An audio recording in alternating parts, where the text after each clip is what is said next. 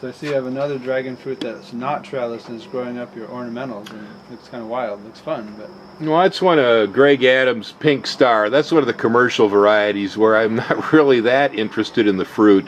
It's pretty and it's okay, but instead what I've done with this one, I'm actually using it as a crazy ornamental in the landscape because it scrambles around like a big green snake, and I hang it in the bushes and stuff. It makes a little fruit out there, so there's kind of some surprise packages every now and then. But over here on the other side, I'll show you another planting I'm doing where it's a little more logical. See, over here on this side, I think it's a little clearer what's going on. We've got agave attenuata. I've got the agave mezcal here, the big blue, you know, for making tequila and pulque. Then down there we've got the Cacao sweet dragon fruit, and on this end the Cacao sweet dragon fruit. I'm using crotons as the support for the vines over there. And this area is so steep, it's hard for me to walk around on it to garden much anyway. So the point here is this is just going to be a succulent cacti mass growing in the slope. So I don't have to go in there and do much with it. I had forgotten to mention though, with dragon fruit, it's really important that you let the vines dangle. If the vines aren't dangling, they don't build up carbohydrate and they don't fruit. Here we are out front, and Christopher, he's looking at my sheet mulch over there. Christopher, tell me, what do you know about sheet mulching? It's a lot better than picking all those weeds by hand. I think sheet mulching and permaculture kind of almost twine together, don't they? Yeah. Yeah. Permaculture is a lot about building soil, so that's a real effective way to do it over a long period, and it's a good slow release of the nutrients because you had the grass or whatever weeds were growing under here, and you smothered them with your cardboard, and then you put down some kind of sawdust on top, which you're making a layer cake to feed the soil. And the worms will come up and eat it, and a lot less grass will come up, and we'll have to do it again in the future. And since Christopher wasn't here a couple of weeks ago before I put this down, those who watch my videos know that I also put a stick mulch underneath this sheet mulch. And over here we have a classic example of stick mulching right there, where I pruned hibiscus and other plants and just thrown them on the ground. And we had a little bit of weeds was coming up through all the stick mulch, and so I decided to get things orderly. A sheet mulch sandwich with stick mulch, so we have a combination stick mulch and sheet mulch going on here. It's a little bumpy because of the sticks. Oh man, it's a lazy lizard. I think that's a gecko. I don't want to scare him, but what a lazy lizard. Look at him up there. He's sleeping on top of papaya. Perhaps he's waiting for a bug. Stalking. Stalking the wild papaya. That's an anole. Guarding my papayas, are you, guy? You think you're green on a green papaya and you think I can't see you, right? So, yeah, we were mentioning about mainland soils and tropical soil conditions, and I said we don't waste anything here. That was this morning's kitchen garbage. And typically what I do with most of it is if it doesn't go into a compost heap around here, it just basically gets put on top of the earth. And this stuff doesn't last long. You know, between wild birds and chickens around here, and of course a feral cat if there's a fish bone or something in there, but mostly it just turns into worm food and decomposes rapidly. And the rest of the stuff really pretty much gets picked up by all the hungry critters around here. But there's a lot of difference between whether I am constantly applying material to soil here or whether I am not. And if I don't, the plants usually continue to remain alive, but in some cases they actually will begin to go backwards and senesce due to lack of nutrients. And at the very least, they will do almost nothing as far as production unless they've been fed something. This here is a Grumman Chama. It's the Eugenia from Brazil. It's a lot like a Bing cherry. It's really one of the better Eugenias as far as I'm concerned. But I had thought that Grumman Chama was like a day length, photoperiod sensitive plant, and that the blooms were coming because of day length. What I discovered over time is I was incorrect. In this environment, the blooms will come any time of the year that this plant gets enough food.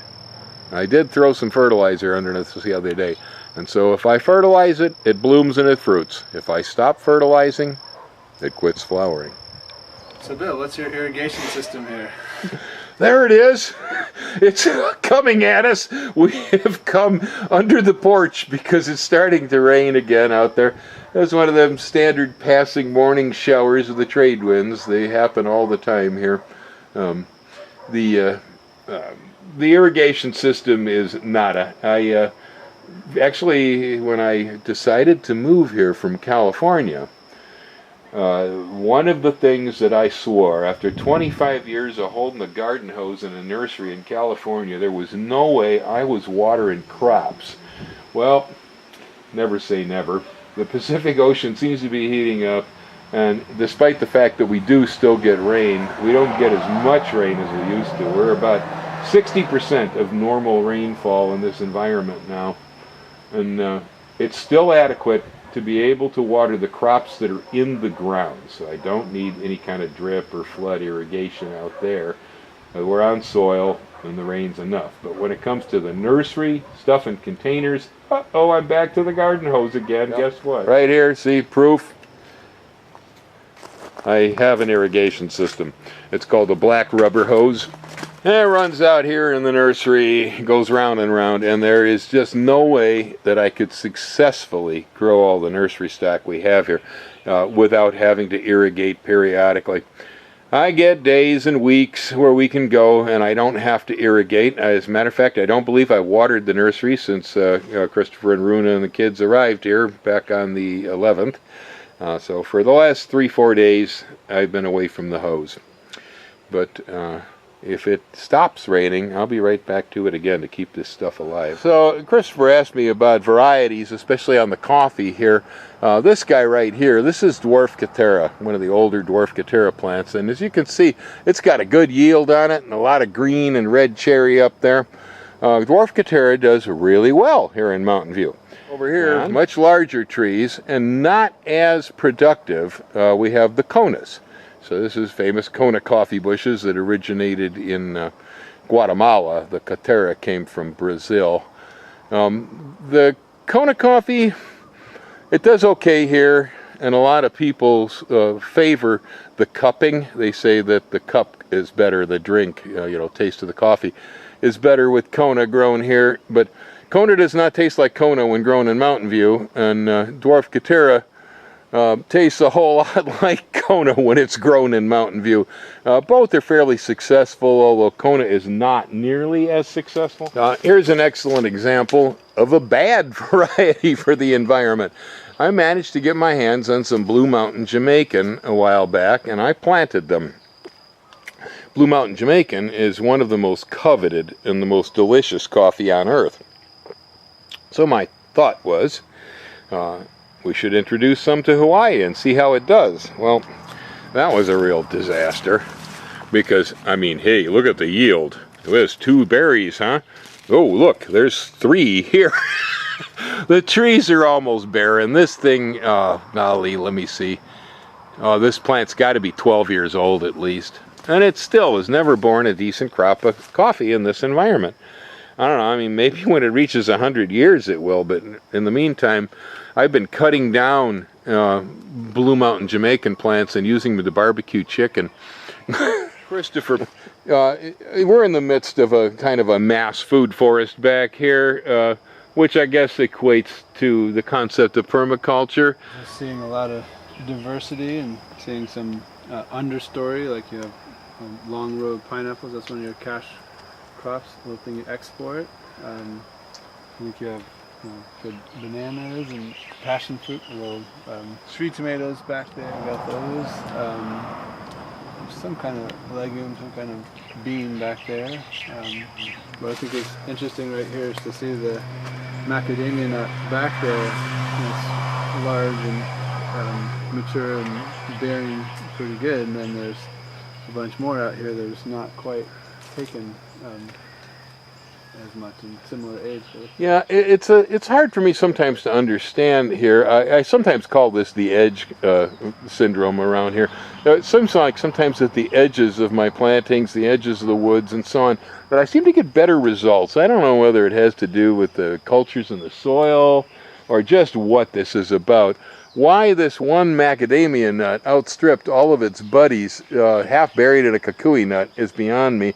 All I can think of is that the kukui nut fixes enormous amounts of phosphorus and drops it underneath the plant as leaves and debris. So it's possible that the one crop is supporting the other.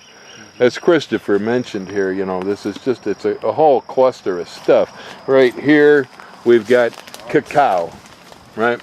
That's where your chocolate comes from. And of course, this is another thing that we never grew in the mainland. Cacao is a really interesting and wonderful crop because we all love chocolate. And we are enjoying it here. As far as a commercial crop in Mountain View, though, it's too slow to be commercial. This is a home garden crop up this high on the mountain. If you're down around 500 feet down to sea level, this is money here, because Hawaiian chocolate is really expensive. Tom Sharkey does a bunch of it, and he's in the national parks with this stuff. But here we got the pineapples, as Christopher said, which are a cash crop. They're running a row right down next to the mac nuts here. The pineapples are where we do get most of the money from our fruit. When you're thinking about raising foods, I get people all the time ask me, well, why aren't you raising durian, for instance, you know? Well, I am, but a durian tree takes 20, 25 years. I'm 66 years old. Come on, get a clue, right? You know, it's just not profitable for me to put too much of my eggs in that basket. And so what I'm looking at here is turn time, okay? A pineapple, 1 to 2 years is all it takes. And then they will continue fruiting after that, too. So, you know, this is a crop that's highly profitable. In fact, the price of white pineapple on the island just keeps going up and up and up. And we keep planting more and more and more, trying to keep up with all that thing. But the turn time, like less than 2 years to a crop, and sometimes pineapple sells for as much as $3 a pound here. It's a good profit, and it happens quickly. More importantly, durian smells like old gym socks and garlic, and I'm not very fond of it, you know. I would much prefer to eat a pineapple any day, especially if it takes 2 years for the pineapple and 20 for the durian. Behind it here, we've got abayu, which is another quick crop, Amazonian tree, makes a luscious yellow fruit. That one is started to bear. I've got pulasan in here and some rolenias back there. Over here, we have cardamom ginger. That's going to make cardamom seeds on top. And that's integrated with a whole bunch of bananas. And then we have passion fruit over here growing on trellises that are made out of old guava sticks. This is the giant lilikoi right here, giant passion fruit. Growing up and through it, we have a tropical legume that's called pigeon pea. This is real popular in the Caribbean. It makes a pea that you'll put in your arroz con gandules or your junto rice if you're from Hawaii.